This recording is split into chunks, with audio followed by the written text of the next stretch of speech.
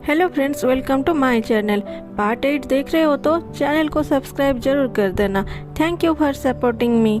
Starting में one bachelor club के सभी मेंबर को इकट्ठा करके कैसे यून और सैन को रास्ते से हटा जाए उसके बारे में प्लान करता है।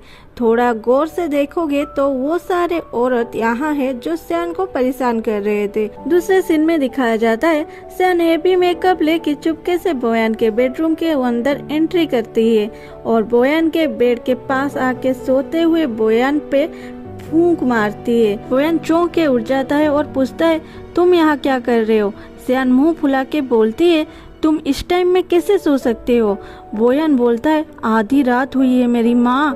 सैन एक बुक देके बोलती है, इसमें लिखी सारी बातें तुम सुबह तक याद कर लेना। इसमें तुम्हें कल से कैसे कैसे एक्टिंग करना है वो सब लिखा है। बोयान ये सुन के उसे खोल के पढ़ता है। क्या तुम्हें कोट पहनाओ और ये पूछो सर्दी लग रही है या नहीं? ये गर्मी के दिन है मेरी माँ। लवर की तरह नेल पेंट करूँ और आंखों में देखे आईब्रो बनाऊं?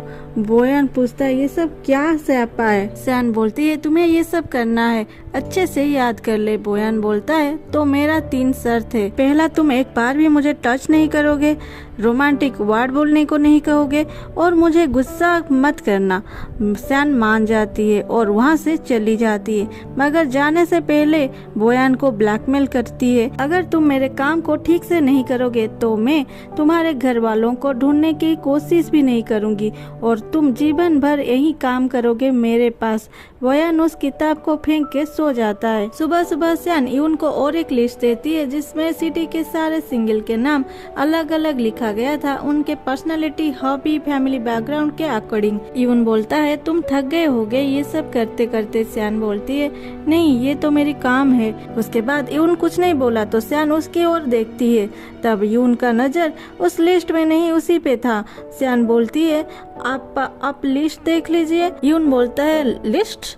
ओह लिस्ट मैं देख चुका हूँ, तुमने ठीक ठाक लिखा है। उसके बाद यून का गार्ड आता है और यून को एक बॉक्स देता है। यून उस बॉक्स को सैन को देते हुए बोलता है, ये तुम्हारे लिए एक छोटी सी गिफ्ट है मेरे तरफ से। सैन उस बॉक्स को खोल के देखती है और चौंक के हाथ हटा देती है वहाँ से, क्योंकि उसके अंदर कीमती पत्थर और मोतियाँ थे। यून बोलता है, ये सारे पेरिस से आए हैं तुम्हारे लिए, सिर्फ तुम्हारे लिए। ये सब इयररिंग्स और रिंग में लगते हैं, तुम पे बहुत जचेंगे। सैन बोलती है, ये सब बहुत कीमती है, मैं ये सब नहीं ले सकती। यून बोलता है, क्यों नहीं ले सकते? तुम बचपन में हमेशा कैंडी देते थे, तब मैंने मना किया था क्या?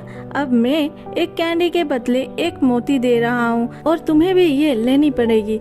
सैन बोलती है, ये तुम्हारे लिए घाटा का सौदा है, ऐसे बिजनेस किसी और के साथ मत करना। यून बोलता है, नहीं, फीलिंग्स इन मोतियों से ज्यादा एक्सपेंसिव है। सैन क्या बोलेगी उसे समझ नहीं आती और वो खांसने लगती है। सिग्नल पाके बोयान आता है पर फिर से मोड़ के अंदर चला जाता है तो सैन जोर जोर से खांसता है। ये सुन के बोयान वापस आता है। सैन बोयान को देख के खड़ी होती है और बोयान को इशारा करती है कि वो उसे कोट पहनाए। बोयान सैन को कोट पहनाता है, ये बोल के ख्याल रखो अपनी, नहीं तो सर्दी लग जाएगी। ये सुन के यून बोलता है, क्या कर रहे हो तुम? गर्मी के दिन में सैन को इतना मोटा कपड़ा मत पहनाओ, उसकी तबीयत खराब हो जाएगी। और सैन की कोट निकालने लगता है।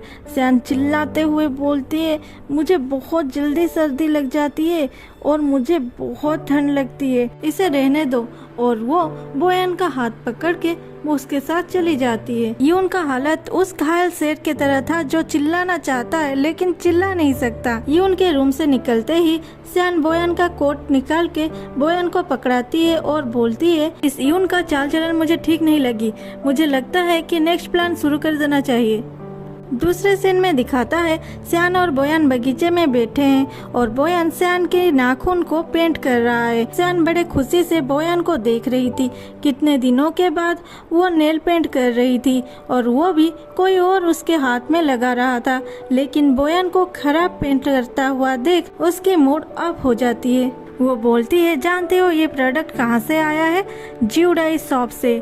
वो सब कितनी कीमती है तुम्हें पता है? अरे इतना यूज मत करो, थोड़ी थोड़ी तो यूज करो, बहुत कीमती है ये, कम कम लगाओ यार। तभी वहाँ यून आ जाता है। सियान बोयान को आगाह कर देता है कि वो आ रहा है, थोड़ा संभल के। यून को नजदीक आता देख सियान बोयान को प्यार से देखती है। यून पास आके बोलता है, वाह कितनी सुंदर नजारा है, मैंने आज तक किसी भी आदमी को अपने पत्नी के हाथ में नेल पॉलिश लगाता नहीं देखा।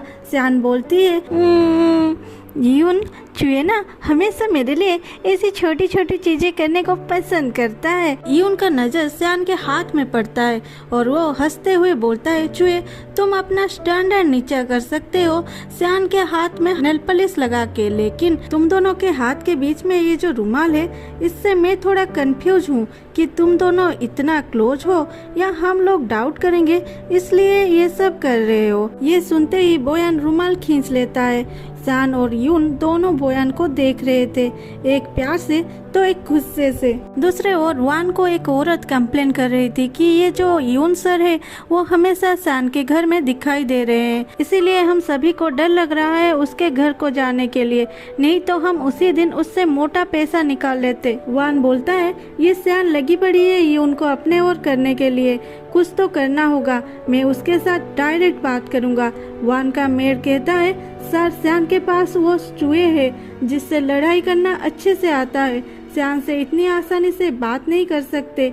वान बोलता है, ज्यादा से ज्यादा आदमी भेजो, सियान की हर कदम पे नजर रखो, कभी ना कभी वो अकेली तो होगी, तभी उसे पकड़ेंगे, जाओ।